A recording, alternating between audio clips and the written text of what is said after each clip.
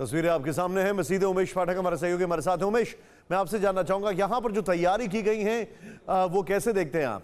काशी के आसपास के लोग यहाँ गंगा जी, जैसा मैंने आपको बताया, सिर्फ धार्मिक नगरी के होने के अलावा ये सांस्कृतिक नगरी भी है, क्योंकि धार्मिक आयोजन तो है ही है। देव दीपोत्सव जिस तरीके से यहाँ पर मनाया जाता है और जिस तरह की उसकी धार्मिक मान्यता है, लेकिन इस धार्मिक मान्यता में यहाँ की संस्कृति भी साफ दिखाई पड़ती है। जैसा मैं आपको बता रहा था, ये सारनाथ इलाका है और सारनाथ इलाके में केवल अगर धार्मिक आधार पर कहा जाए तो धार्मिक आधार पर केवल हिंदुओं के लिए ही नहीं, बौद्ध धर्म के लिए भी और इसके अलावा जैन धर्म के लिए बहुत महत्वपूर्ण माना गया है।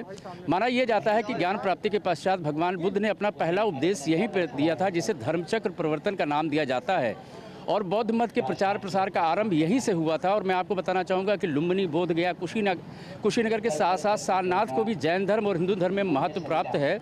माना यह भी जाता है कि जैन धर्म के 11वें तीर्थंकर श्रेयसनाथ का जन्म भी यहीं पर हुआ था। और अगर इस इलाके की बात की जाए तो इस इलाके में न सिर्फ हिंदू, मुस्लिम, इसके अलावा यहाँ पर जो जापान के लोग हैं वो भी यहाँ पर रहते हैं, तिब्बती लोग भी रहते हैं, चीनी मंदिर भी यहाँ पर है, राजकीय संग्रहालय भी है, जैन मंदिर भी यहाँ पर है, मूलगंध कुटी भी है, नवीन विहार है। तो कुल मिला के तमाम संस्कृतियों का यहाँ पर संगम है और यहाँ पर लोग पलक पावड़े बिछा करके इंतजार कर रहे हैं कि उनके बीच में उनके सांसद, देश के प्रधानमंत्री नरेंद्र मोदी जब आएंगे तो उनसे वो रूबरू होंगे, उनसे उनका अभिवादन हो पाएगा। और शायद यही वजह है कि सड़कों के किनारे आप देखिए लोगों की कतार भी उसी तरीके से लगी हुई है, जिस तरीके से झिलमिल दियों की कतार लगी हुई है, जिस तरह से लाइटें जगमगा रही है, वैसे ही लोग अपने हाथों में मोबाइल लेकर के यहाँ पर खड़े हुए हैं कि कब उनका काफिला यहाँ से गुजरेगा, कब उनकी तस्वीरें अपने मोबाइल में कैद कर पाएंगे, कब उनसे अभिवादन कर पाएंगे। क्योंकि अगर वाराणसी की बात की जाए तो वाराणसी से जिस तरीके से पीएम नरेंद्र मोदी का संबंध रहा है, 23 बार उसके पहले भी यहाँ पर आ चुके हैं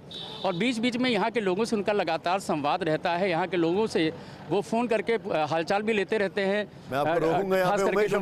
हमारे सामने जो तस्वीरें हैं, किस तरीके से क्रूज में वापस सवार होकर राजघाट की तरफ प्रधानमंत्री मोदी रवाना हो रहे हैं।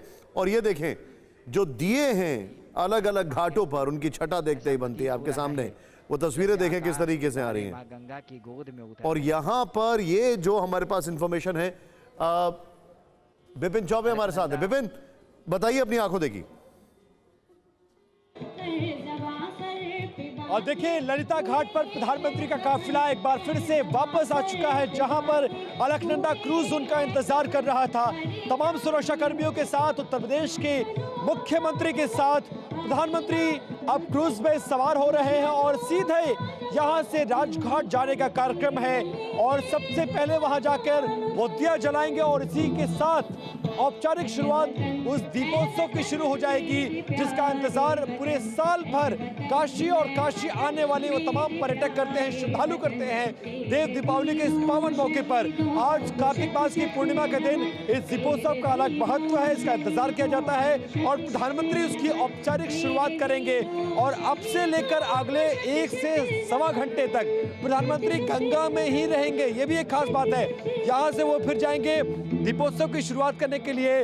वो फिर से एक बार क्रूज में सवार होंगे और सवार होकर लगभग 1 से सवा घंटे तक 7 किलोमीटर का पैच है गंगा का, जहां पर अलग अलग घाटों पर जो दीपोत्सव की तैयारी की गई है उसका जायजा लेंगे, उसका आनंद लेंगे और इस अद्भुत पल के वो गवाह बनेंगे। फिक्र आपकी, सोमवार से शुक्रवार रात 9 बजे सिर्फ TV9 भारतवर्ष पर।